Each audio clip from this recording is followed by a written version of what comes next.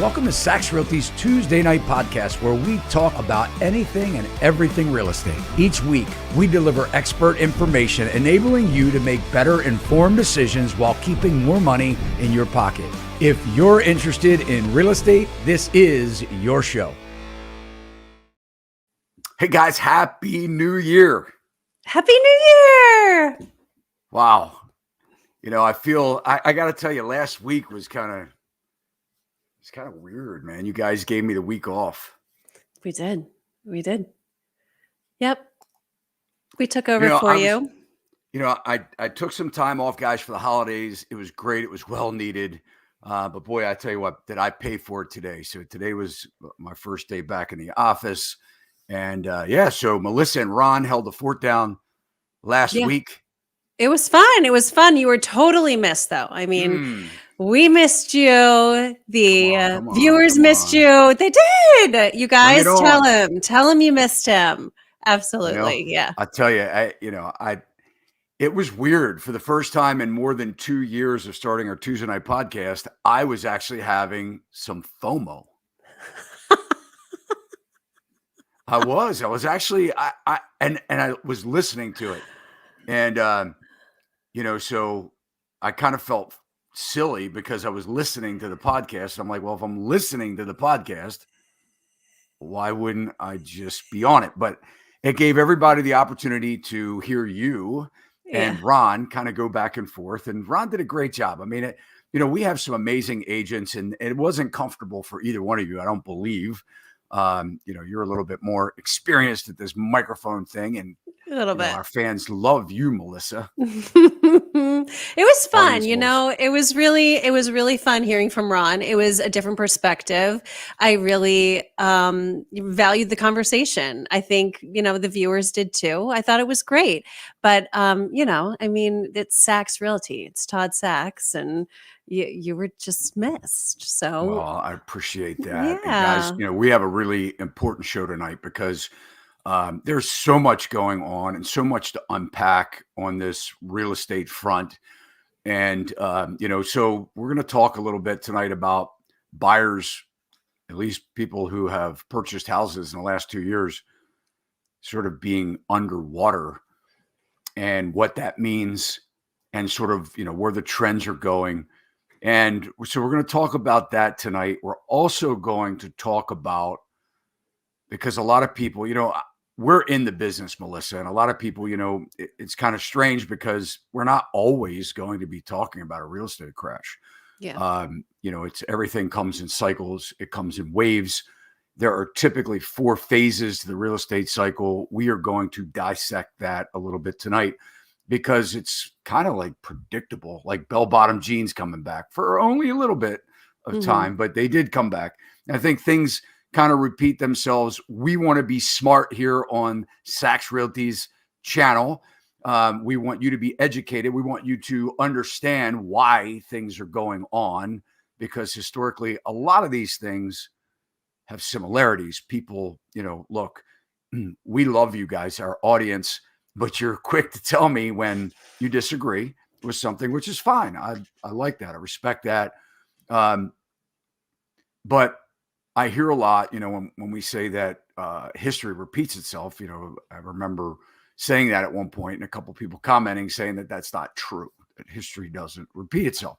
And I guess if we're talking about literally repeating itself, no, it wouldn't exactly repeat itself because the same people would be involved, for instance, but it echoes, it echoes itself a lot.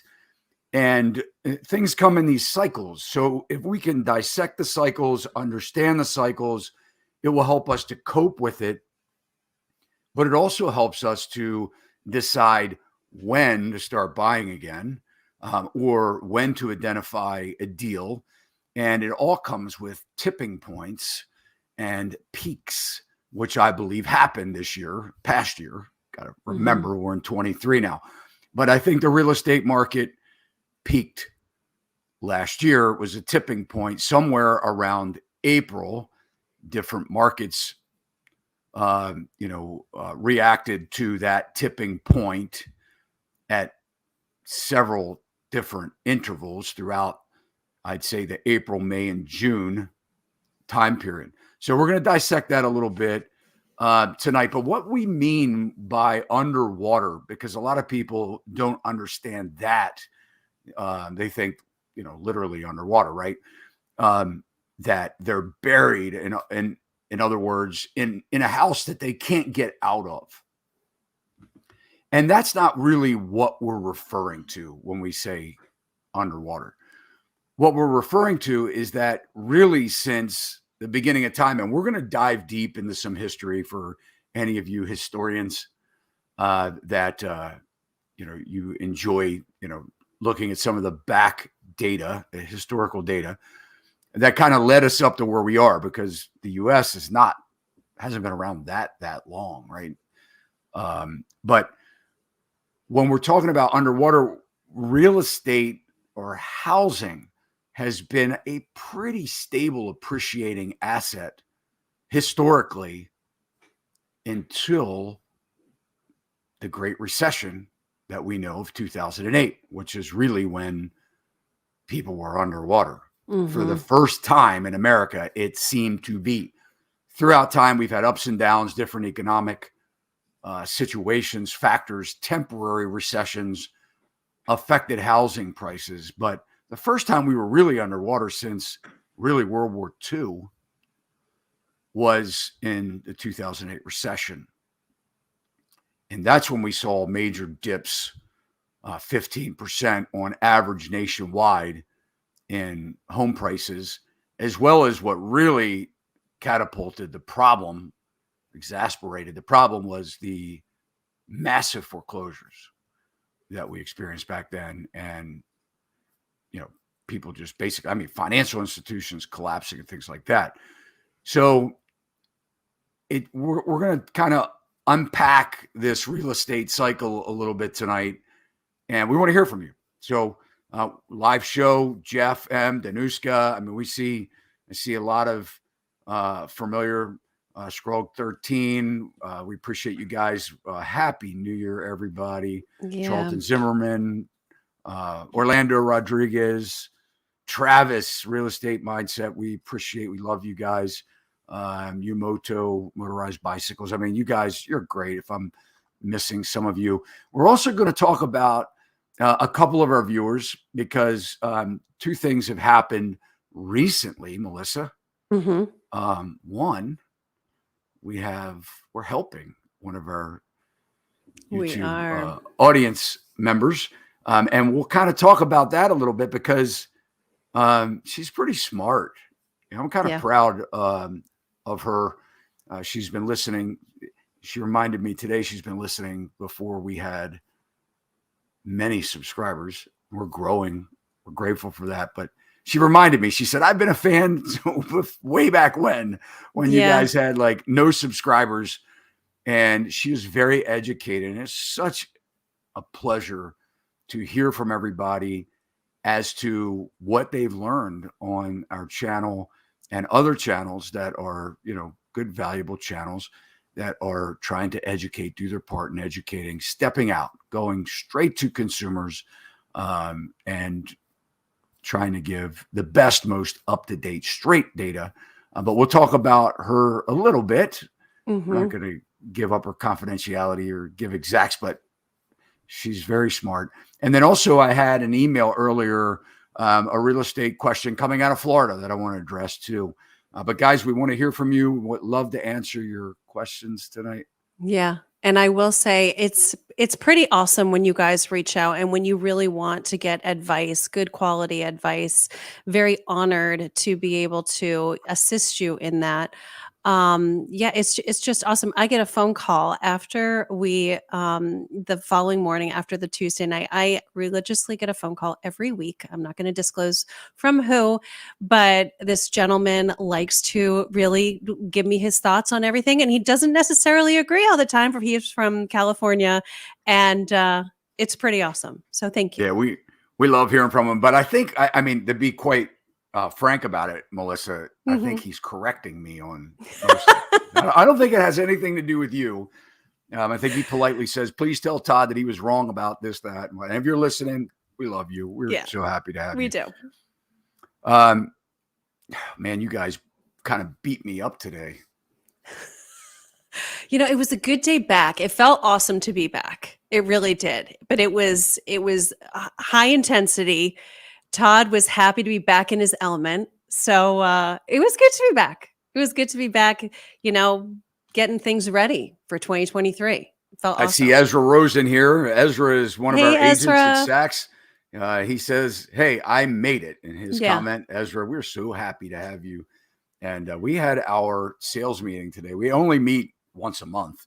And it was really, I don't know whether the agents were completely stoked about the fact that I think Ezra even said, man, I'm a little overwhelmed. I'm a little blown away. I was full force this morning, guys. So been working all day, but anyway, couple things, updates. We're still seeing tons of contracts fall through. A couple things, I have had a lot of discussions with fellow brokers, agents all over the country about what's going on in their town, their city, their state, what they're seeing. And I think everybody across the board is saying several things are happening. Real estate has slowed down big time. And it's not just seasonal. It's a very interest rate sensitive industry. And as we know, interest rates are up compared to where they were. And but we're still seeing buyer contracts fall through. We're seeing all the inspections, most of the inspections that a buyer would want. I want to caution everybody on that too when we get into the show, because don't be just quick to put a contract in on a house and go with all the contingencies because they cost money. Make sure that it's something you really want going into it. Don't just make it completely dependent on an inspection result. And then we're seeing for the first time, guys, man, this is really proof that the market is changing. We are seeing rentals sit on the market. Mm-hmm. This is something, and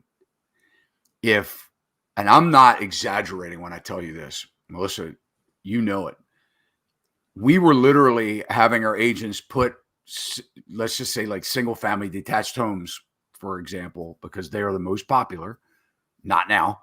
They're sitting, but these rentals, we would literally get 100 or 150 calls within days. 150 calls from tenants wanting these rentals and offering above asking rents. And I'm not talking about cheap rentals either. I'm talking about some rentals, $3,000, $4,000 a month. Yeah. And they were offering $500-600 a month more just to make their offer stand out for a rental. We're seeing rentals sit. And the landlords are kind of like, should I still be qualifying people the same way? Should I still want high credit scores? Should I reduce my expectations? We're seeing it. And I just want to say that the tenants have no problem going in low too, and they're asking for it, and they're just like, well, if I don't get it, I don't get it. But they're very firm on going in low, and it's a different vibe right now.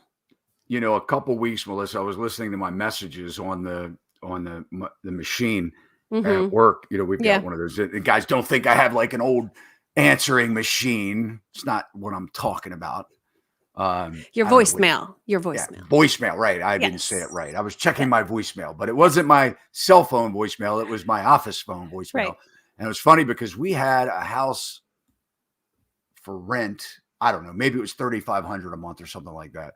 And this message was a guy, and it went something like this, like, yeah, I'm calling about this such and such house for rent, and the rent's ridiculous. And, he offered like $1,000 less a month. And he said, don't bother calling me back. You probably remember it. He I said, do. basically, don't call me back unless you're ready to take $1,000 less a month. Click. Yeah. I don't think we called him back. We passed it along to the right agent, but per his request. Yeah, and that's it. That's what we're seeing, and we're the landlord puts out there what they want, their wish list of everything that they want, and they're not getting it right now, and the result is the rentals are sitting for quite some period of time. Yeah. Yep. So anyway, we're not going to talk about the fact that I've gained like 7 pounds. I'm not to be exact. I can see it in my face. My gosh, I'm looking at myself. We'll get back to that. Let's talk real estate. Let's talk real estate. But I do have to say, I mean, guys, I'm just being honest here. This morning when I was going back into the office, and I've only been out for like 10 days, first 10-day break I think I've ever had. But I like had to like try on several different things. Anyway, let's answer some questions, and then we're going to go back, because what I want to do is talk about the Fed, and I want to talk about whether the Fed is going to pivot, what you think about that. I want to talk about the implications to the market, the housing market, if the Fed pivots, what the probability of the Fed pivoting, what that would look like, how that will affect us, whether we'll really see the correction that we're expecting or not. It's all going to be based on, I think, what happens in the next couple of quarters. But anyway, let's take some questions. Yeah. Let's start off here. We've got motorized bicycles. If the rate is fixed, does it matter if a homeowner is underwater? Assuming if we are dealing with responsible buyers who have 6 months emergency fund, everyone has to live somewhere and rents are up. Yeah, and this is a great question. And when we're talking about getting back to the underwater, because I don't think I've addressed it properly, but what we mean by underwater is someone bought a house that was overpriced.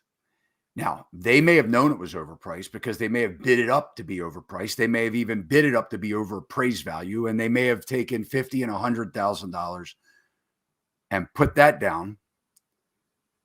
They bought it overpriced. So what it's meant to be underwater doesn't mean necessarily what you owe to the bank at all. What we're referring to is when we go back to the first time we really knew, homeowners being underwater, is that 2008 crisis started in 2005. By 2009, 10, 11, it was a blood in the streets.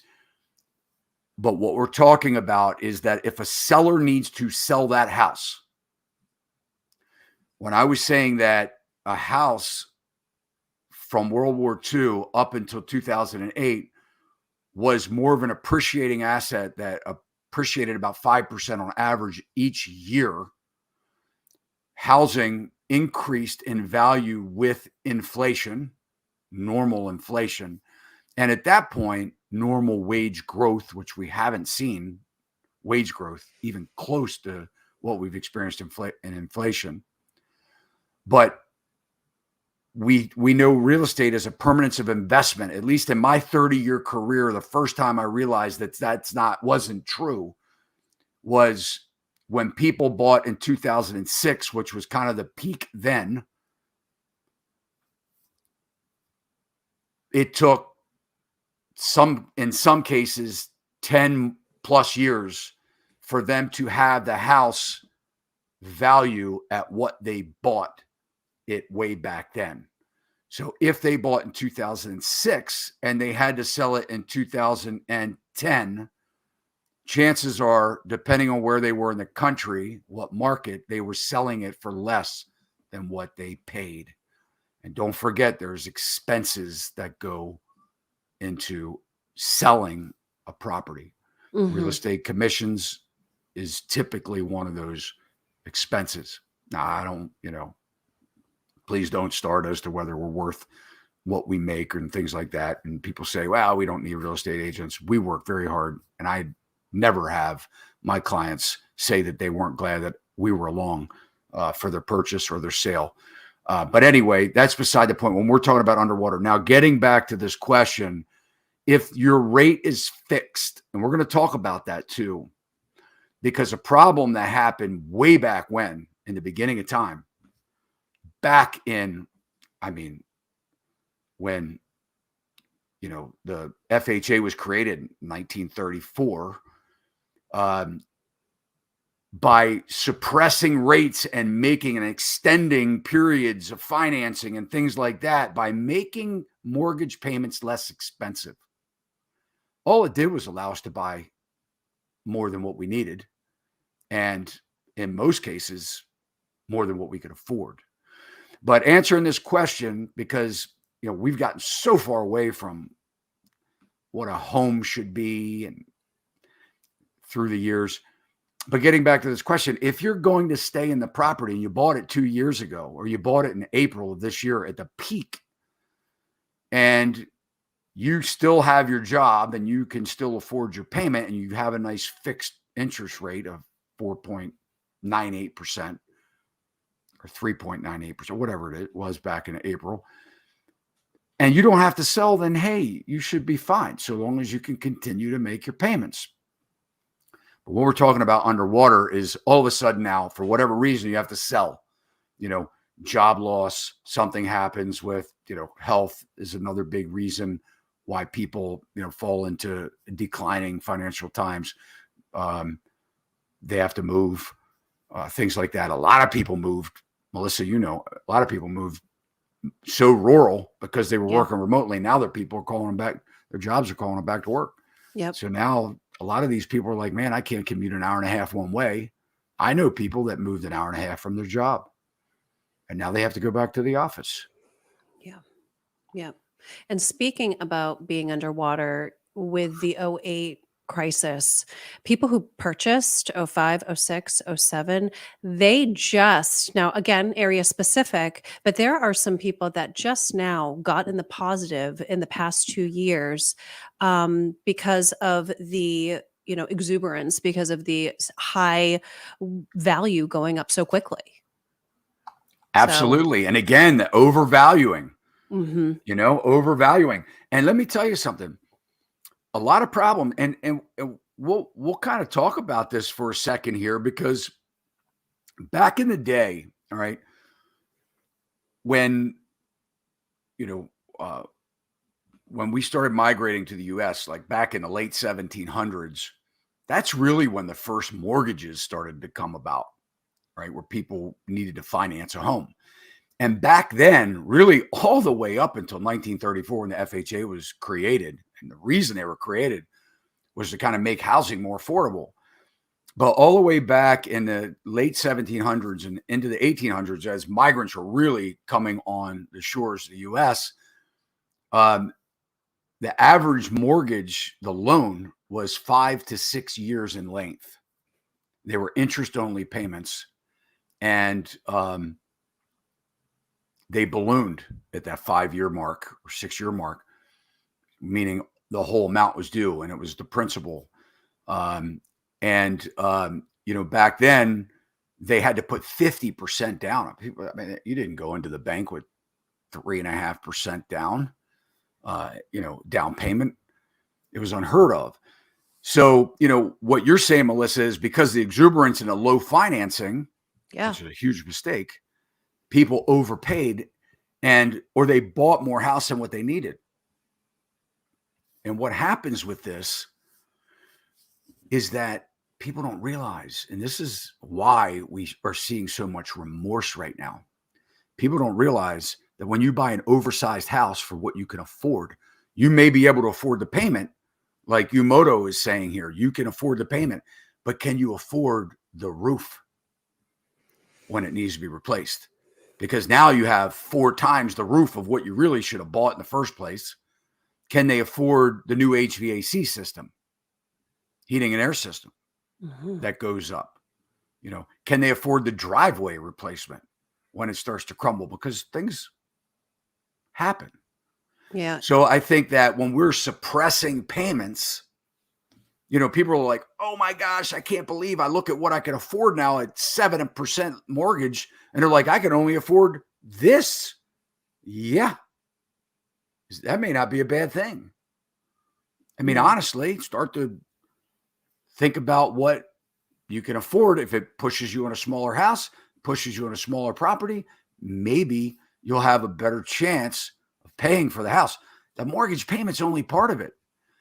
I have received, and I don't know if Ezra's still listening, but our agent, Ezra Rosen, he called me up tonight or sent me a text message, and he said, is it worth fighting tax assessment? Because guess what? Here in Maryland, in the last day or so, everybody's getting their new tax assessment. There's actually no laughing matter. I'm just like laughing because I've had like 15 calls today asking the same question. Should I fight my tax assessment? Because they didn't realize with that house, it adjusted. Now you may have homestead tax credits that phase in over the next 3 years, but they're reassessing your property. And the question is, in order to fight it, I don't know your state, but in order to fight it successfully, you got to prove that the assessor made a mistake. You got to say, well, these values aren't real.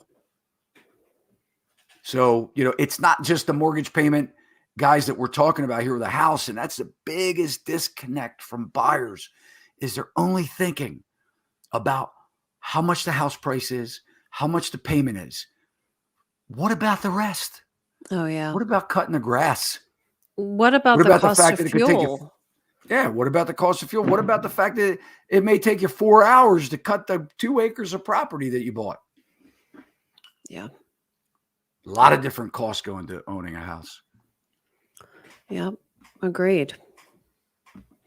Let's take another question here. We've got Todd Charlton. Thank you for your question, Todd. Do you think 30-year mortgages will tip out at 10%? I do.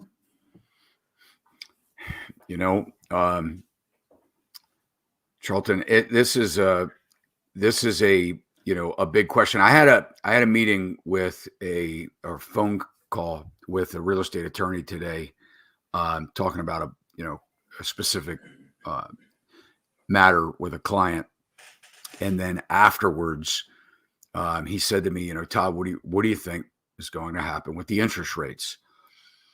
And, I think if we go over the last 4 or 5 decades, I think the average mortgage, 30-year fixed mortgage rate has averaged 7.7%, something in that neighborhood.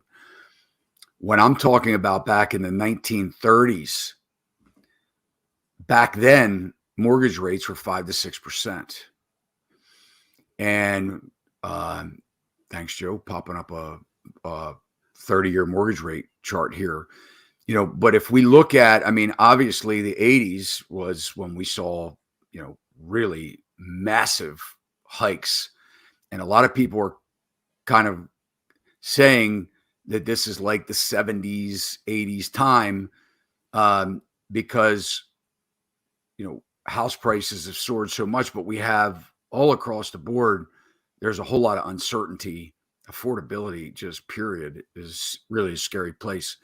But I don't know. 10%, there is a possibility that if it were to happen, I think it would only be a short period of time. And the question is, when would it happen? Because the Fed, I don't know. I don't think the Fed is not going to be in a winning position one way or another. This is like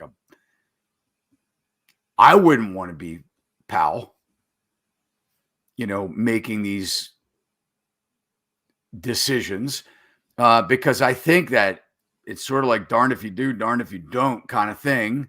You have to tame inflation because inflation is so out of control. Oh. And we know that wage growth hasn't caught up. And it's kind of like now's a double-edged sword because financing is expensive. Now people aren't spending money. How do you have wage growth when businesses aren't thriving? How do you stimulate businesses to thrive? Well, you would have to drop interest rates and make consumer debt less because we're a society of debt. What do we do without it? It's kind of sad, mm-hmm. But I mean, there's so many people that can't pay their credit cards off every month. Every day is getting farther and farther behind. So I don't know, Charlton, you may be right. I think if we see 10%, it'll be for a short period of time. It will create a massive havoc, I believe, in the in the financial market. I think that would be crippling, but some people say we need that in order to get things back in line. If the Fed pivots, I think prices are going to go right back up. Let's talk about the Fed pivoting, though, for a minute. So there's so much speculation of when they're going to. So you had mentioned, getting through the first 2 quarters and then potentially seeing them pivot. I mean, what do you think? Obviously speculation, but I mean, when do you think they're gonna make that move? The more I've been diving into this, and you're right. I mean, if I knew this, I may not be selling real estate. I'd have some kind of crazy insight, right? Right. But I think the Fed, something is kind of telling me, because of the year that we have coming up, right? It's going to be a big campaigning cycle. We've got a big election in 24. So I think that the current administration is kind of, and I'm not talking politics on the channel, but I just think that there's I don't know whether there's anywhere to go with this. I think we're in such a waking up from such a hangover from stimulus and printing more money in 2 years than we did in 200 years. And I think that the only way to get that back into check is start shredding money. There's so much money on the street. And so I think we're in kind of like one of those situations that propelled. And I think it's going. I mean, look, that we're getting a major divide here from the haves and the have and the have-nots. I don't know if I said that right, but you get my point. It seems like middle class is the one that's really struggling the most, in my opinion. But when we look at historically, when we have massive recessions or massive downturns, think about the Great Depression. I think it was around 1933 in the Great Depression, like 40 to 50% of the mortgages were in default. And unemployment, I mean, money was drying up. There weren't loans available because of the risk of the banks, and the loans that were available came with very high interest rates. So a lot of the businesses couldn't fund their operations, and they laid off a lot of people. It was like a snowball effect. And so, when we look at it, we go, okay, if the Fed pivots, which I kind of think they may, and I know I've said that I don't think that they will, but the more I dive into this, the more I think there may be that spring where they pull it back, and then I don't know if it implodes from there. Then we're going to see a massive second round. It could be, I'm not an economist and I'm not a financial advisor, but I've been in business for 30 years and trying to predict these kind of things and see where things are going for our own edification, our own survival. I mean, not to be selfish, but I mean, look, we got to strategize these things too. I'm a business owner. I mean, Melissa, you guys depend on, we need to survive this. Oh, yeah. So we have to think about it. So I think that if the Fed pivots, it'll be for a very short period of time, maybe a quick correction, or pull back on interest rates. We might see a spike in the spring. And then depending on, where the prices go, a lot of it's going to be the buyers too. I think buyers, and that's the thing, the race. It's the race, because if that dip comes down, buyers are going to be like, oh, I got to strike now. I got to get it. And is that going to get us back to the frenzy, or will we have learned our lesson? I don't think we've learned our lesson. I don't think we do learn our lesson. I think that we have short-term memory loss, long-term memory loss, maybe. Sometimes we have amnesia to these things, and we get ourselves back in this, right back in the hot seat again. Yeah. I mean, there are people though that are really struggling. And then, you've got Crowned in Style here. Maybe they will just send us more checks. I mean, could that happen? I don't know. I don't know what the fix is. Yeah, guys, what do you think is going to happen? I mean, comment it, let us know. I mean, do you think the Fed's going to pivot? I mean, this is a big question, right? I mean, you guys are smart as we are. I mean, we value your insight. Yeah. To the market. Yep. Absolutely. We've got Travis, Real Estate Mindset. Will you and Real Estate Mindset be making a video together in 2023? Oh, Of man. course. Of course, Travis, you Of know that. course. Thanks, buddy, for the super chat. We appreciate Yep. you, man. And it's guys, just a little, we have some really, we got some cool things happening. If I can just, snag a second of your time and tell you, we're preparing, and our website is so outdated, and we're preparing. We have got a website that is under construction right now. It's going to be amazing.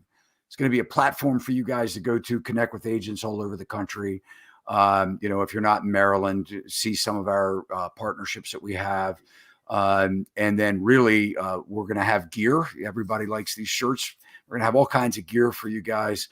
And we're going to have courses. So we have real estate courses, very inexpensive courses for buyers and sellers and real estate agents. And, so we're working very fast at work. And we're building a podcast studio, which is pretty amazing. 3 massive sets that we will be able to broadcast from, and really enhance our ability to bring you great content and great speakers, great, collaborations. And so we're excited about that. Very excited. Thanks. It's a lot of good stuff. Share that. Yes. Yes, absolutely. So yes, Travis. Yes, absolutely, Travis. We've got Ezra. Ezra has a question here. And do you think rents will go down? Yeah. I think rents will go down. When? They will go down. When do you think? Rents always lag behind. And here's the unfortunate thing. And we've got millions of millennials moving back home with mom and dad. We got to have a really insightful video on our channel if you'd like to watch that, talking about millennials moving back home. I mean, this is like multi-generational housing you would not believe the amount of people, and the comments are amazing on the video. You should read some of them, because these are people saying that, I had to move back home with mom and dad because I'm not making it. So it's unfortunate, in some ways. I think it's good in some ways. Some people are happy about it because, mom and dad maybe need some help around the house and things like that. They're aging. But I do think we're going to see that there's a push for accessory dwelling units in our state, really in California. This started, or out west in general. ADUs. Historically, the only way that you can have an apartment in your house is to have it like an in-law suite. And, they want you to have blood relatives that are living in that apartment, secondary apartment in the house. Otherwise, you're not allowed to have a rental in most, dwellings. But they're starting this movement now with this accessory dwelling unit where you can actually have a rental at your house. So I think that we're going to see, a lot of that start to take place. But until people, Ezra, to answer the question, and this is a question that many people have about rents going down, people are in leases, and leases last for 12 months on average. And then what happens is those rent prices are set. So the people can't really negotiate the rent. In a lot of cases, the landlords want more. And so it's going to take a process for these houses to sit vacant. A lot of people are moving back home or moving in together. And I think we're going to see a transition where we're going to see more vacancies. And we're going to talk about the cycles, 4 phases here in just a minute. So stick around. Yes, I do think rents are going to come down, and I'm going to prove it to you because it happens every 18 years or so, we see a full cycle on average in the United States of the cycle of real estate, and it affects rents and vacancies. Yep. And thank you for the question, Ezra. We do have another question here that I think we need to, give me 1 second. We've got Darren just making a comment here. Agreed. Most homeowners right now have equity, a low rate, and employment. Not a lot of motivated sellers because of this, and not a lot of motivated buyers because of the rates and prices. We're going to see it. Airbnb's down. We'll just say short-term rentals. I mean, I have so many people that I know in this business, and they're saying that their bookings are way low. I don't know. It could be just, I don't think it's just a Southwest issue where everybody got stranded and lost their luggage. I think this is a issue with people not traveling as much because they don't have the money. And I think we're going to see a lot of those Airbnbs hit the market a lot of time, or since the beginning of the pandemic. So many people bought, second houses. I think we're going to see this come on the market, and they're not just in vacation areas too, guys. We're talking about Airbnb. You can go, VRBO, all the sites, they have these houses in every neighborhood. So I think that we may see some of these people that aren't landlords. If you're a landlord, and you're, you can, stomach the process of having tenants, short-term or long-term or whatever. And I say that not meaning, in a derogatory way. I just mean it's not easy being a landlord.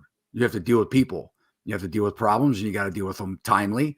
You have to have the money to make repairs and things. You got to keep a nice place.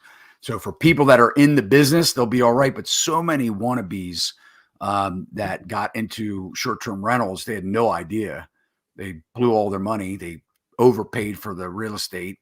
They filled it with furniture, and now it's not renting, and taxes are going up, insurance is going up, all these costs are rising, utilities are going up, and they're going, wow, I need to book this or I'm not making any money. It doesn't make sense. I think we'll see a lot of that. I think we're going to see people that have to sell. We're going to see inventory increase across the country. We're at about 3.5 months of supply. Markets are different, but it was down to a month and a half. Yeah. So it's doubled recently. Inventory's coming. How about this? When we get Cryptoppers, TFN, appreciate your honesty and love these lives. What tip would you give to first-time home buyers that are seeking a good agent? Thanks again for all that you do. Yeah. Depending on where you are, we may have somebody that we can point you to. You can reach out to us. You could send an email. Yeah. With your contact information, and we'll see if we do have somebody that you should talk to.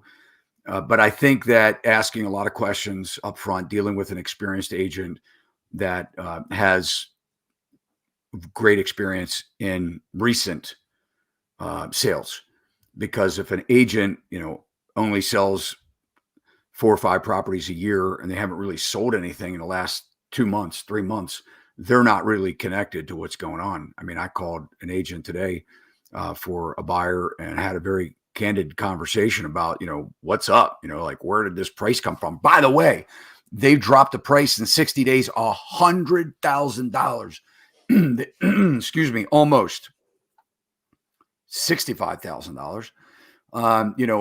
So prices are really coming down in a lot of markets. But, be patient. Don't get over emotional about the process, because you have a long journey to go as a buyer in this market. Number one, you have to be very careful that you don't overpay. Number two, you have to negotiate contingencies. And that means you have to spend money. So you really want the house and feel like you can get to the price that you need to be, because you can't just rely on the contingencies for your negotiations. And what I mean by that is you can't just say, well, I'm going to give them the price they're asking, but only until I have my inspection. And then I'm going to go back to them and beat them up on price. That can't be your strategy. Your strategy has to be, you have to get them close to where you need to be first before you start writing checks, because you spend $2,000, $1,500, $1,000, whatever on the multiple inspections. You do that a couple times and you're eating away your down payment money. You're just throwing that money away. So, my advice to buyers now is just slow down, take a deep breath, and don't be pressured. Mm-hmm. We've got Travis, another question here. Responding to Orlando, I don't see a wave of foreclosures like post 2008 crash, but I do see short sales potentially skyrocketing. Wonder if Todd agrees. What are your thoughts on that? I mean, this is going to depend. A lot of people put a lot of money down. A lot of people prior to 2019 they're in a good equity position in their house because of the skyrocketing prices since 2019. But if they bought in the last 2 years, certainly in the last 12 months, and should they need to sell, they could be in a short position. And I think that's why so many people, even brokers, friends that I know, are like looking at this subject to stuff. And a lot of people, you don't know what that is, but basically you take over the payments. The original borrower still stays on the loan, just the new buyer pays the payments. Very risky for the seller, for many reasons. That's a complete different topic. But do I think that we'll see short sales or a wave of foreclosures? I think if we saw foreclosures coming, and there is, by the way, foreclosures are up 64% in November. This is just from year over year, 64% across the country. This was just released a week or so ago. So foreclosures are definitely up, and we have some foreclosure maps too. Let me just kind of tell you real quick here. And if you guys want to shout out really quick what state you're in, I'll give you the details of your foreclosures in November. But to give you an idea, Washington, it has, 248 went into foreclosure in November. That's the state's foreclosure rate, 1 in every 12,912. Very low. Some of the states that had the most reporting of foreclosures, and I'm surprised Maryland, number 11, it's ranked 18th as the most populous state. We have a lot of people in Maryland. But let's see, 670 housing units went into foreclosure in November. That makes it 1 in every 3,777 households. Again, that's pretty low. Yeah. I think. Do we have anybody that wants to know about their state? Yeah, we do. We've got Virginia, Illinois. Virginia, November, 575 homes went into foreclosure.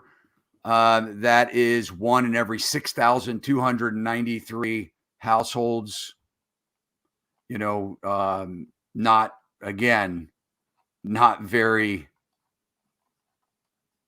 Not very many. You said Illinois? Mm-hmm. Okay, let's see here. Illinois was number 1. You're lucky. You had the most foreclosures.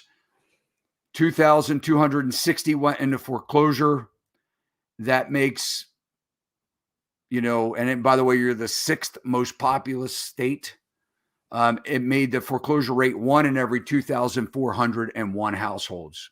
Again, 1 in every 2,400 homes went into foreclosure. And by the way, foreclosure starts after you're a month behind, 1 month behind. And there's several processes to foreclosure, like 6 steps on average.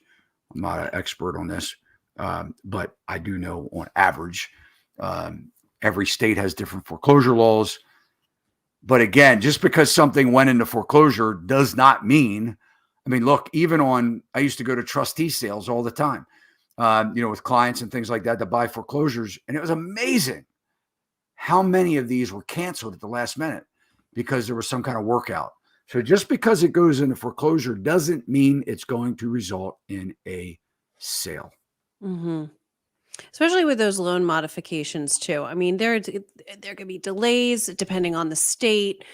So it's just, I think that's obviously going to be a time will tell on where we go with Anybody that. else, real quick, Melissa? Not So to we've cut before got, we're on this, just real quick on New did you say Jersey. Texas, New No, Jersey? I see New Jersey. Let me just tell you, New Yeah. Jersey, 1 in every 2,916. They're number 3, by the way. Number 1 is the worst foreclosures in November starts was Illinois. Number 2 is Delaware. 3 was New Jersey. 4 was South Carolina. 5 was Wyoming. 6 Ohio. 7 Nevada. 8 Indiana. 9 New York. And number 10, we'll stop there. The 50 was Georgia. Somebody had Texas. Texas was number 20. So basically 2,303 foreclosures. That was 1 every 5,032. What about Colorado, Todd? Colorado. Let's take a look here. Colorado is number 33. 1 in every 6,556 homes.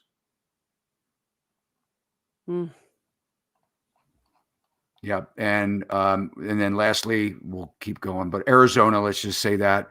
Arizona was number 29, 493 foreclosure starts. And so that was 1 in every 6,252 homes. I'll tell you what we'll do. For you guys. We will pop this link after this live stream. Joe, don't let me forget. We'll pop this link in the show notes for you so that you can pull it up and check it out for yourself. It's published on Sofi.com, SOFI.com, if you guys want to cruise over there first. But I will, for anybody watching it or wanting more information, we'll publish it. Melissa, I want to talk about before, because I think this is very important, and before a lot of you guys hop off after an hour, we're going to go over a little bit longer tonight. But I do want to talk about the real estate cycle because I've been in this industry since 1989. For many of you, that's before you were born.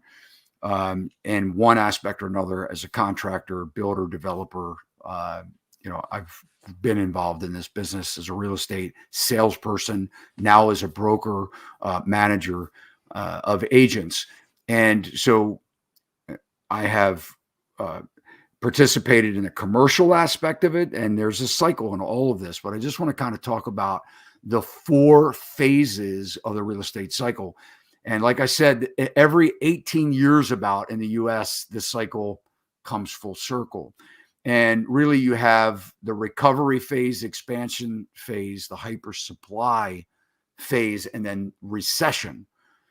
Just to start off, I believe that we are beginning the hyper supply phase. And many of you may say you're crazy because there's no inventory. But hyper supply is a result that happens over a period of time. It just doesn't, the real estate industry is a very slow moving cycle because, as you can understand, I mean, people are slow to pull out, slow to go in, slow to move. I mean, this is people's lives. So when we're talking about rental rates going down, for a lot of this to happen, people have to leave their home. If they're in an apartment or in a house, in order for the price to go down, they have to leave. They have to move and go to a less expensive place or move and go back home, because as long as they're there, the landlord's probably not going to reduce your rent. So, I mean, there may be, there may be exceptions to that rule, but let's talk about the recovery phase a little bit, because, and then we'll kind of get into the hyper supply.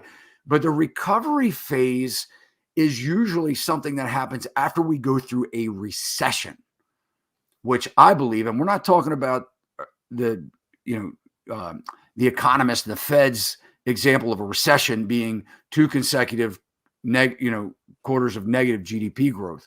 We're talking about recession as it relates to real estate, where we really see prices correct and vacancies happen. That's the recession that I'm talking about.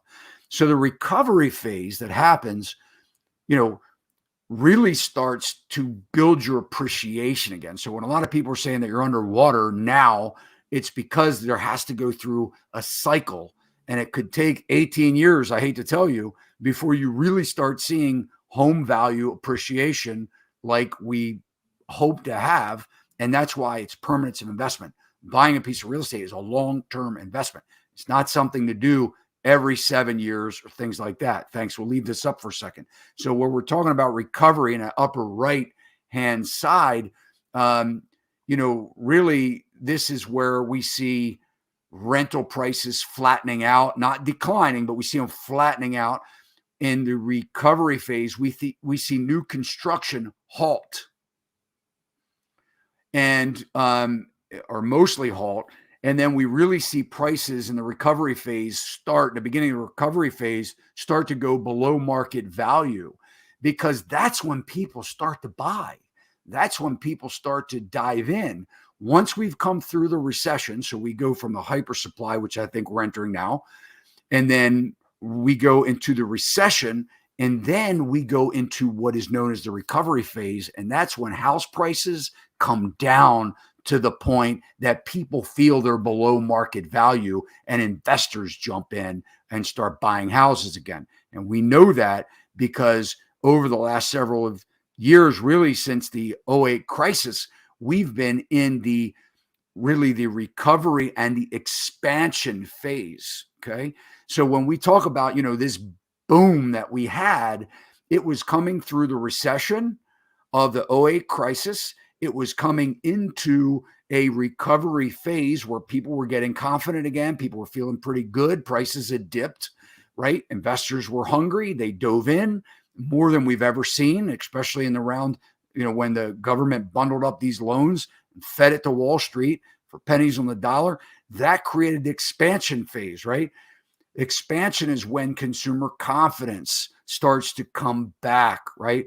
The overall economy is healthy, jobs are stable, we start seeing good wage growth. That's the expansion cycle of the real estate. That's where we see an expansion, the most real estate appreciation. All right. Here's where the values really go up. That's what just happened, right? If you bought a house 3 years ago in 19, you could have sold it for huge profits just recently. So that's the expansion phase we're talking about. Okay. Now, hyper supply, this is where we're coming around. Usually this happens after a tipping point. In the '08 crisis, the tipping point was around '06. Okay. It took 2 years before we started seeing massive adjustments, because real estate is a slow moving cycle. Okay. So what happened is when we hit that hyper supply, that's just the beginning. Well, we're at right now, in my opinion, we're just in the beginning. I didn't create this chart. This chart is all over the internet. Real estate investors for decades have been, talking about this chart, this cycle. It happens every 18 years.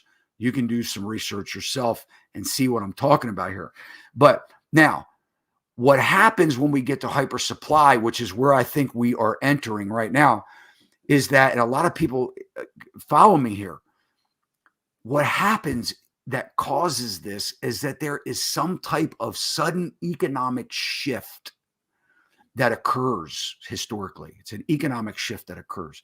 And then what happens in that economic shift is that there's a rippling effect that takes place. And that rippling effect includes like rising interest rates, higher unemployment, depletion of our savings accounts. Again, this is historical information, historical cycles here. All right. So I think we're entering in the hyper supply phase. And then lastly, we get to that recession, right? And that's where we experience, where prices remain on the market for extended periods of time. And what I'm talking about is we start seeing real estate 6 months on the market, 7 months, 8 months, a year on the market, where people are trying to sell properties, and we see apartment vacancies increase. And here in this recession phase of real estate is where the landlords start offering lower rents because, they don't have a choice. They need to fill their places. They're, getting gobbled up with costs and expenses. and then they put incentive programs to attract renters. And we see that in multifamily housing, like apartments and things like that. We see that when they start saying, hey, look, initially we'll give you 15-month lease for 12-month rate, where they don't really want to drop the price at first. They would just rather give you 3 free months for a longer period of time. And it doesn't really affect the people that are like, hey, I'm paying the same amount right now, and I've been here for 3 years. Why are they getting, lower rents? But eventually it gets to the point that the landlords don't have a choice. I can tell you right now, we are going to be in a glut of multifamily housing. It is going to be something, I believe is going to be massive, a glut that we're going to have in multifamily housing, because, all you have to do is look at the cranes in the major cities. They've been building these apartment complexes for years. They're finally getting caught up with these, starts that happened 2 years ago in the pandemic. And a lot of these complexes still aren't built out. I think that same is going to go for new housing communities, where we're going to see, things flatten out there. I know it sounds like doom and gloom. Guys, I'm just telling you what has happened in the past. It's a real estate cycle. I didn't invent it. I've been in the industry. I've understood it. And unfortunately, and fortunately, so if you are underwater with your house, if you stay there long enough, you should be fine. Yeah. Right. So any questions as far as what we've been talking about? Yes. You got Jeff M. But Todd, we haven't had hypersupply leading to this recession we are in now. Just the beginning. Yep. Just the beginning.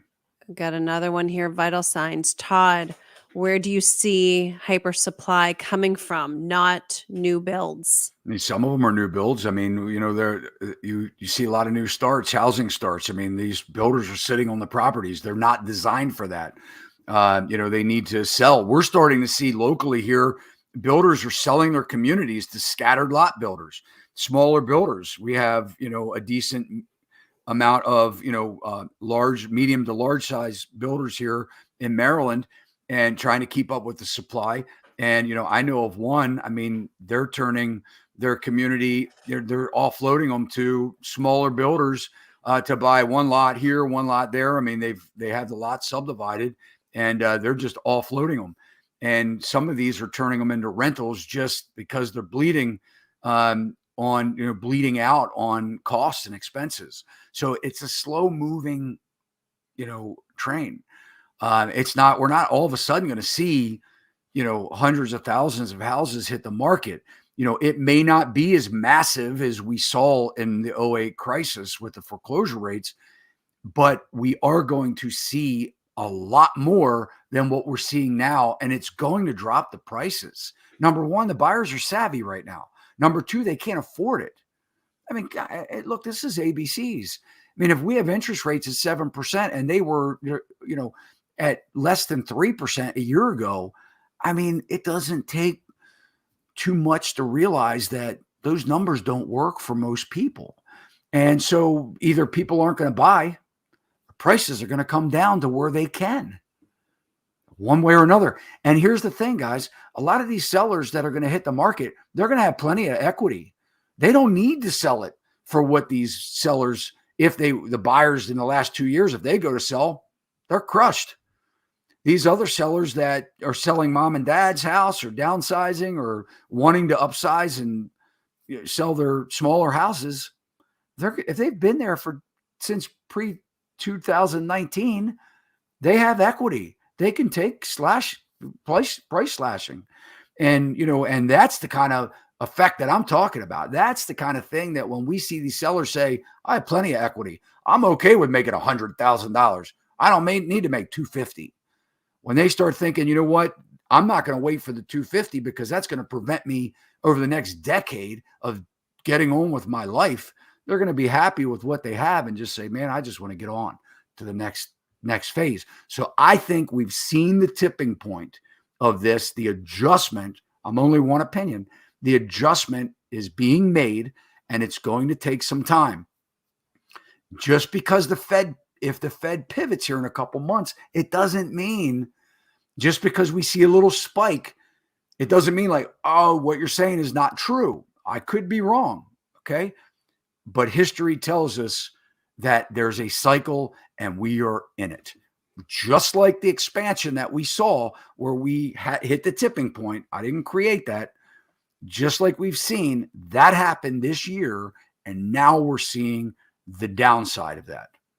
Will they go back up again? 100%. I would think so. Yeah. I mean, and history tells us prices will recover eventually, but we have a major gap here. And it's called wage growth. And that's going to be the gap. Unless we see massive wage growth like we've never seen before, and that's the next boom, which would mean our economy would have to be so strong and our businesses would have to be so lucrative, or everybody starts working for themselves. Maybe that's not a bad idea. And that would be the next boom. That's going to be what we're going to need. Wage growth needs to catch up because the numbers just don't work. They don't work. Not with the major guys. Most of the CPI, most of the data, the inflation data that we're looking at, okay, is not counting housing. It's not counting food. It's not counting utilities, right? I mean, these are big things. The housing number that we have, they're looking at 3 months behind in some cases. This data, it's going to take some time to play out. We've got some questions here, though. Can you divide the stages by average years? They're kind of looking for a timeline. Difficult. I mean, that is the difficult point to try and to determine. And, you know, a lot of that depends on the government intervention, because in the past, the government has stepped in. I mean, what did they do back in 1934? You know, when 40 to 50% of the people were in, you know, default of their mortgages, they stepped in and said, well, we got to take the average of a 5-year mortgage. This is 1930s, guys. This is 1930s. This is not that long ago. We were talking about mortgages that people had to put 50% down on and that people were financing for 5 and 6 years. Okay. In 1934, the Federal Housing Administration was created and they extended loans to 20 and 25-year amortized loans to make it more affordable. So as we see, the big draw card is what kind of government intervention are we going to have? What kind of new programs are going to come out? You know, how is this thing going to work out? They're the draw cards that none of us have the answers to. We know there's cycles. We know that we've overspent. We know these things have happened. You know, now it's going to have to play out. And, you know, but I would say the hyper supply phase could take another 12 to 18 months before we start to get into the, you know, where rents come down and, you know, housing prices go below value, like we said, you know, in that recession phase that will lead us back into the next recovery phase. So I think as this thing plays out over the next 12 to 18 months, I think that's what we're looking at. You know, I wish I had the exact answers for you. Yeah. You got you. But we're having fun, right? we're having fun. You guys are giving me a lot to talk about. You know, it's finally, a lot, we're a real estate topic. Yeah. And I think that's, you know, it's extremely cool to see the cycle, because when you explain it like that, you can see how it's happened in the past, even though it is different, it's following and, you know, timelines. You're not going to know what that is. But I just think it's fascinating, and I'm sure other people do. You can see by the comments. How can we trust real estate cycles when we constantly have central bank meddling and uncontrollable deficit spending from Washington? There seems to be no stop. That's the draw card. Yeah. I mean, the cycle is going to happen. We're in the cycle. We've seen it happen, right? We know it. We've experienced it. We go from recession to recovery to expansion to recession. I mean, you can go back in the history of the United States over the last 200 years, and I've covered this in prior videos. You know, we've gone from, it used to be panics back in the day, right? That's what they called them, panics, recessions, depressions, pandemics. These are not new. These are things that happen. Now, as the Fed has said, yes, the time in between these disruptions have expanded, you know, to where we've gone a decade before we have that major crisis again, right? But the fact of the matter is they continue to happen because we have to continue to adjust. And I think what happens, and look, I'm guilty of this. I'm talking to myself here. what happens is we get, kind of high on the hog kind of thing where we're like, things are pretty good. That's cool. We can spend some money. We can do this. We can do that. We can, and we don't save enough. We don't save enough. So, the problem is these things wouldn't affect us if we were prepared, because we know they're going to come out. We know the cycle is going to revolve. You got vital signs here. Another comment. I predict no resale hyper supply in the cycle, unfortunately, for single family homes. Yes, likely in multifamily. We're going to see it. We're going to see it. Believe me, this is not we're in some of the lowest population growth times of the history of our country. Okay. So when we're talking about, there's plenty of housing supply. The problem is that people can't afford it. So it's not really a housing supply issue. It's affordability issue. People can't afford it. We started building back in the 50s. A couple things happened. I mean, after World War II, people were really, the demand for housing was big. And, one of the things that has kind of made us push to, and I don't want to get political in the show, but one of the things that has pushed us to, I believe, the situation that we're in right now is because of the amount of red tape and, how difficult it is to develop land. So what happens is these builders say, okay, well, if I'm going to spend all of this money in developing the land and infrastructure and all the costs that are involved, I need to sell a house or build a house that's going to be able to give me enough profit to make it worth my while. Well, I forget what it was back in, I don't know. And Joe, our creative director, he's always behind the scenes. I don't know what year it was, but, there was a point in time, I think it was in the 1950s, where the federal government basically backed down the regulation and said to home builders, we will give you incentives to build affordable housing. And that's when we started to see a lot of the communities look the same, right? The smaller houses, maybe the 12 or 1,500 square foot houses, 3 and 4 bedroom, 1 bath, right? 3 bedroom, 1 bath house. These are basic housing needs at a very affordable level. Well, what happened is we've gotten so far away from that. Back in the day, in the 50s, only rich people had one-of-a-kind houses, guys. Only rich people had one-of-a-kind houses. Now people that are pretending to be rich all have one-of-a-kind houses, right? And they've expanded and they've put so much financial pressure. I go in these houses to meet these clients and, man, they have no furniture in the house.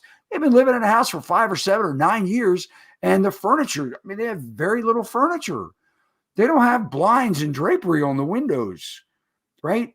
And, you're like, wow, you've been paying for this house. You've been heating this house. You've been cooling this house to look good in some cases, to the detriment of their financial abilities to live life. And, and I'm not trying to teach life lessons here. I'm just saying that this is what has become over the last 50 years. We need to get back. We got to get back, guys. We have to get back to, the roof over our heads. Look, there was an article. It's terrible. This is sad. There was an article. Man, look at this. This is a crazy article. Homelessness out of control. I mean, this is in July. German Lopez, an author on the New York Times, he authored an article called Homeless in America. This was this year in July. Shelters across the U.S. are reporting a surge in people looking for help, with wait lists doubling and tripling in recent months. Shelters. Inflation is compounding the problem. Rent has increased at its fastest rate since 1986. The origins of the current homelessness crisis go back decades to policies that stopped the U.S. from building enough housing. Why don't we have more affordable housing? You know, I mean, guys, after the Great Depression, people were living in shanties. They were living in, they called them shanty towns. There were so many people that were without homes. People were living in their cars if they had them. If they were fortunate enough to have a car, you know, coming through the Great Depression, they were looking for jobs. They were traveling in their cars and they were sleeping in their cars. I mean, we can't forget these times. We want to think that we've moved past in so many ways, but we have to learn something from these times. If we're not learning anything from these times, we're going to fall back into the same situation. And this article is this year in July 22, homelessness is climbing out of control. I believe a lot of this, you know, is because people can't afford their homes. Charlton Zimmerman question, do you see a reboot of new construction of quote unquote starter homes like 1950s? You know, I certainly hope so. I mean, I think that, again, I mean, we have to really regulate the amount of red tape that we have. We need to designate areas. I mean, everybody, and this is a political issue. And again, I keep saying, you know, we don't really like to talk politics, but the issue is that we say we want affordable housing, but then to follow that up, everybody says, but not here, you know, and we can't have that. We need affordable housing. And I think the government is going to be pushing for accessory dwelling units to at least get more rentals, affordable rentals. I think what they're going to try and do is again, I don't know, but I think the solution here is that if they can take major investors out of the picture here, if this will work or not, I mean, it depends on what side they're on, I guess. But the concept of accessory dwelling unit, the way that I see it, is that the regulations call for it to be your primary residence. So this isn't just for investor landlords to say, oh, great, I can put 2 units here and, you know, have a rental. Now, we know that these things, I mean, who's going to monitor it? But I think the concept here is if they can allow homeowners to have an accessory dwelling unit and rent to somebody that's non-family member, that it will make an affordable situation in areas and neighborhoods that, you know, some of these people may not be able to afford. So I think this is what they're thinking. I haven't read all of the regulations and guidelines in there, but I think that is the concept, which seems to be a good concept to, you know, bring, more, affordable housing to the forefront in the neighborhoods. So we'll see. Again, I mean, we all know it's a problem. How will we handle it? My gosh, I deal with these first-time buyers all the time. And I mean, I'm looking at their financials going, wow. I mean, it's scary. Yeah. How about this one from Paul? New builders give more discounts. How about their home quality due to these discounts? Yeah, well, I mean, hey, look, new home builder quality seems to, be less than desirable in what the products that I've seen over the last several years. Yeah. But I guess the good part is there's building codes and inspections. But the products, I mean, the big thing is, I mean, like this flooring that they put down, this, supposed to be this OSB flooring, it rots out. I mean, you get in situations where, I have contractor friends of mine that are going into places that are, not even 10 years old with this OSB flooring. It's supposed to be, the best thing ever, engineered flooring, and it sucks. It's terrible. They're realizing that when they're doing these remodels in bathrooms and stuff, they got to take all the subfloor out because it's all rotted. So, I mean, I personally prefer a nice older built home that's gone through settlement and, natural settlement that is built of a good quality of construction. We don't see the way some of the quality that we've experienced in the past. But yeah, I mean, there are a lot of quality issues. How about this one? Because this is asked a lot. Is it lowball offer time yet? Yeah, absolutely. House is sitting on the market 60, 90, 100, 200 days. Obviously, nobody wants it at that price. I mean, everything sells, but everything has a price that makes it desirable. And I think that what sellers are realizing now is that they need to sell. They can't turn their nose up at any bona fide offer. I think the biggest thing is having the right agent present it, because now is not the time for games. Right now is not the time, to I've had 25 showings in the last week. Okay, yeah, it's been sitting on the market for 180 days, and you're telling me you've had 12 showings in the last week. Where are your offers? Right? So, it's a time right now where, it's a buyer's market. If you can find something that you're interested in, if it's sitting on the market, it is a buyer's. It's more of a buyer's market than it's been the last 2 going on 3 years. Simply not overpaying and paying $50,000 over asking price and competing with 15 other offers that an agent needs a spreadsheet to understand. That right there in itself is more of a buyer's market than we've seen. So yeah, take your, you have to be savvy and mindful. When the market is going down, pricing is going down, price reductions are going down. That means theoretically the house could be worth less tomorrow than it is today. So an astute, savvy buyer is going to try and predict somewhere in the downturn a price that they're confident with, that if they buy it, $10,000 from the bottom, they're not going to feel bad about, depending on the price point. It may be $50,000 from the bottom, depending on the price point. But you're trying to get somewhere close in when that's what's happening. Well, what's going on in an upward market? As the prices are worth more tomorrow than they are today, you're trying to jump in front of that curve, throw a little bit more money at them in hopes that they stop before it keeps going up, up, and up. So the exact opposite is happening now. So we have to be smart. We have to try and look at pricing trends and really be careful for those buyer clients.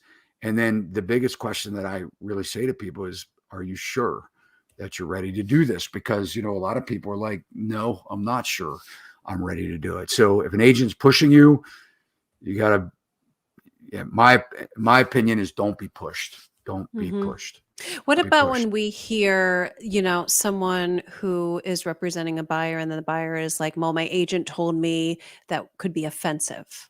That could be offensive to put that offer in. What is your thoughts on that? I mean, do you think that it is offensive at this market to put in the low offer? I see craziness happening, every single day. Agents in some cases think that they're the decision maker, and maybe they are. I don't know. Every situation is different. Yeah. But I try and leave my personal emotion and not be offended at an offer that's coming in. I mean, what am I going to say? Are you crazy? I mean, come on. They're never going to take that. Well, that's just, you're bashing heads and you're creating friction where it's just not. No, look, guys, I don't make the decisions. My seller makes the decision. It seems low. I'll present it. Get me your offer. Again, on the listing side of it, we have to be realistic with our sellers. Is this a time that you want to sell? What are you prepared for? Mentally. What's your position? There's a lot that plays out here. But when I see agents taking offense or refusing to put offers in or present offers, I always ask, will you give me that in writing? That's great. I'm not going to present that offer. It's ridiculous. Can you do me a favor for my client? Can you send me an email stating that you're not going to submit their offer? I hope they don't. Yeah. I haven't had one do it yet. I haven't had an agent put it in writing that they're not going to submit the offer. Yeah. And by the way, that same goes with love letters. Love letters are not illegal. Oh, Oregon was the state that, made it illegal, and it was overturned because they found it to be unconstitutional. And we have to be mindful. We do not want to violate fair housing, laws. But there is nothing wrong with somebody telling a seller how much they love their house. I see agents all the time will say, I will not present this love letter. Can you send that to me in writing? Let me know that your seller's giving you that authority to refuse my buyer's letter. Yeah. Send me that in writing. So again, these are things. I know it's getting late, guys. We'll take a couple more questions. Yeah. We love you guys. We appreciate you so much. We are looking so forward to 2023 and being with you and educating you and providing you the most value, real estate value. We got some exciting things coming this year too. All good. We're stoked. We're expanding. By the way, if you're a Maryland agent, we may want you. I'm not saying that to be arrogant, but we may want you. And we are expanding. I mean, we are growing at Sachs Realty, and we're capitalizing on just trying to bring great value to our audience. We are helping agents connect with buyers from our channel all over the country. If you don't have an agent and you need somebody, reach out, send us an email, pop the email address up on the screen. Don't be shy. We're a real company. You can call our office. We are a real business, and we are available for you. If you need an agent, we will try and help you get you an agent in your community, in your town. Chances are we'll probably know somebody. And we've been doing that. We've been connecting a lot of people. Just be patient with us.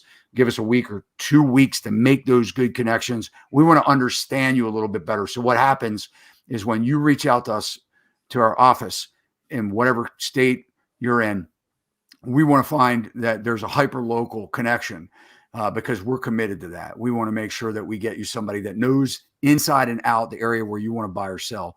And then, so we interview with you first, and then we try and make a solid connection on somebody that we feel is a good fit to really help you and to understand the market, because there's a big disconnect. If we send you to an agent that hasn't sold anything in 3 or 4 months, in that case, it's not going to do you any favors because they're not in touch with the market. We want to get you to somebody that is boots on the ground, living it, breathing it, and knows exactly what you want. And then we make those connections and we stay involved. We stay monitoring that situation, with you and that agent to make sure that it's a match made in heaven. And if it's not, and we've had people call us back and say, you know what, it's not jiving, it's not working, whatever, help me find somebody else for whatever reason. And so, if that's you, reach out. But anyway, let's take 2 more questions. Yep. We've got one right here, and this is timely. What do you think about writing a letter now to an owner who is listing in the spring? My question would be, how do you know they're listing in the spring? Because at this point it would be off market, coming soon status, at least locally. We are limited to the amount of days that we can do that. If it's a new build, we can do it for up to 2 years. If it's a, existing home, we can do it for 21 days. We can market it in a coming soon status before it has to go live. So spring is still out there, a couple months. So if it's an off market deal, and depending on whether they're represented or not, I mean, you could send a letter. I mean, you're allowed to do whatever you want. I can tell you, I go to listings sometimes, listing appointments, and people hand me 4 or 5 letters that they've gotten in the mail in the last couple, neighbors start talking. They're like, I got somebody that wants to buy your house. My kid wants to buy your house. My whatever wants to buy your house. Send a letter. It can't hurt. It can't. Just be mindful. I mean, obviously fair housing is very important.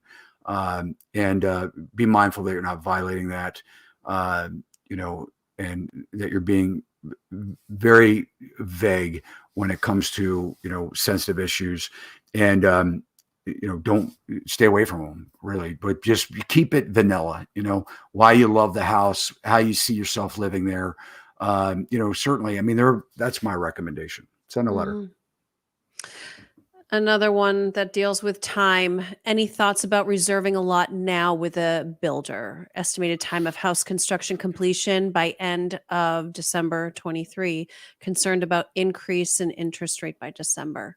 Yeah, I'd like to know what state you're talking about. Where your price point is a big thing too in the market.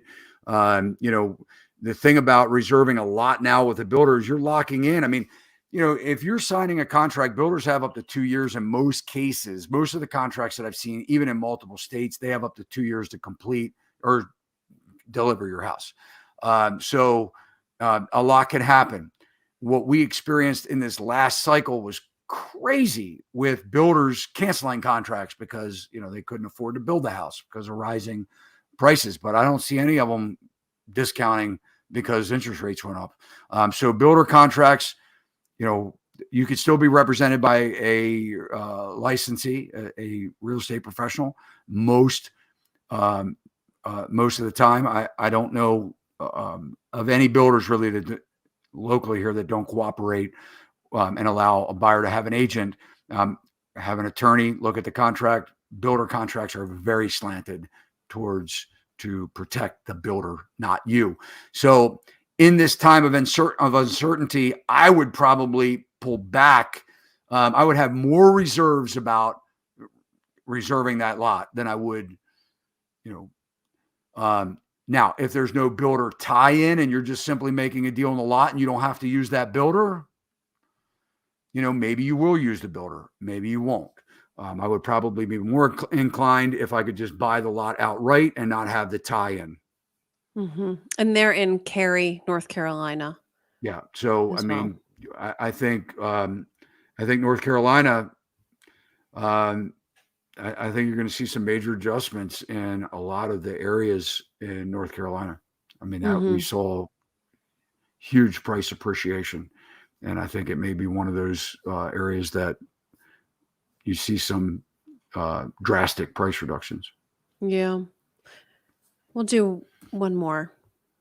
When do you think it will be a true buyer's market? Prices dropping, days on the market, and inventory increasing? It may not be, I mean, your best opportunity. I mean, here's the thing. Every market has situations where you can get a good deal, right? A good deal, something that you feel confident that you didn't buy at the top necessarily, but maybe you didn't buy at the exact bottom. I think that those deals are starting now. I'm seeing clients get deals. I mean, I'm seeing it, what I would consider to be decent deals. Just basically looking at historically at the prices. Are we going to see 50, 40, 50, 60% price crashes? Let me tell you something. We got bigger fish to fry if that's the case. Because even in, the Great Recession of 08, across the board, we saw 15% price declines. That was massive across the country.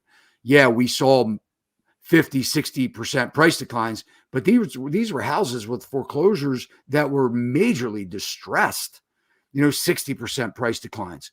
I was buying houses for $50,000 that, were selling for, 150. So I was buying them for a third of their value, but they were teardowns. I mean, they were really bad shape. Most buyers aren't going to buy a house like that. Yeah. Renovation loans, guys, are not easy. Renovation loans are one of the most difficult specialty loan products that you can buy or get into right now. And a lot of it's just because a lot of the construction guys right now are only locking in their prices for 30 days. And by the time you do a renovation loan, my experience is you're looking at 45 to 60 days to close.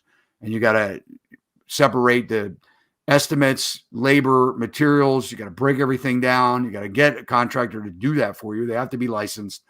And then you have to get the deal. You have to get the place. And then basically what happens is from there, your price lock has expired. Melissa, I do need to do one thing here. And we've had such a great, this has been such a great show, I think, as far as participation and helping people. I did have a email that I wanted to address from Lisa. she said, thanking me for the podcast. She said that she needed some logic here. Lisa, I apologize for making this the end of the show. I forgot, but I'm remembering now. Long story, she is going through a situation right now in her life, and she is forced to sell her house, and basically she's going through a divorce. She's going to sell her house, and she's going to be left with some money that she could possibly pay cash for a house. But the question is, because she doesn't want to stay in that state, she wants to stay there long enough until her daughter graduates school, which is 2 more years. And her question was, and she gave me permission to talk about this tonight, but her question was, should she buy something now versus renting for the next 2 years, and then sell it to move to Florida? And my question, or my concern in this situation, is that Florida has become one of the least affordable, states, really.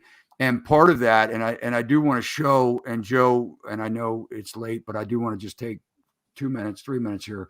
And if we could pull up, Joe, I think it was Harvard that did a migration. It was a Joint Center for Housing Studies. If we could pull up the migration chart, and we'll expand this. And then if you could just get ready to pull up the, after this, I just want to show, and we'll just be here for a minute, but I want to show the affordability, the rental affordability chart after this. But real quick, when we look at the amount of migration, so a lot of people, to understand how this price surge happened in certain areas, was because certain parts of the country experienced massive population change. And as we see, you're looking at it, Florida is one of the top, and this is in 2021. I think it was 2021. So it's just 1 year. This is domestic migration only, but you can see net domestic migration to Florida, 220,890. Now, when we compare it you can go to Texas over there, look at this, how big Texas is. And in comparison to Florida, and they had a lot less, 170,307 in net domestic migration. So when one of the biggest price and lack of affordable states, Florida has become this. So I'm afraid that in this situation that you're going to be paying still a very high price to buy anything. And I'm worried that if we do see, 12 to 18 months from now, house prices continue to bottom out, to where we really get back to the recovery phase of the cycle, I'm afraid that you may be underwater still with that. So let's just pull up lastly this chart on the rental affordability, because coupled with what I just said, now we really have, and I think, Joe, it was the next chart after that. There we go. So in this chart here, guys, this is, again, Joint Center for Housing Studies at Harvard University. Very bright. This is one of the best research studies that I've seen. And I mean, you can go on their website and see this information yourself. But they were very practical in everything that, in my opinion, one of the best studies that I've seen so far this year. But this map of the U.S. shows the higher burdened states the first year of the pandemic. And this is going into, why rental prices surged. And when we're talking about rental prices taking time to come back down, that's what we're addressing here. The rental inflation that the Fed is talking about. And so the percentage of households here, Florida, and if you just hover over Florida there, Joe, 53.8% of the renter households are saying that they are cost burdened, with 28.5% of the total households in this study saying that they're severely cost burdened. So the other issue is, so we're weighing out the pros and cons. Now, do you pay more in rent to be there for 2 years?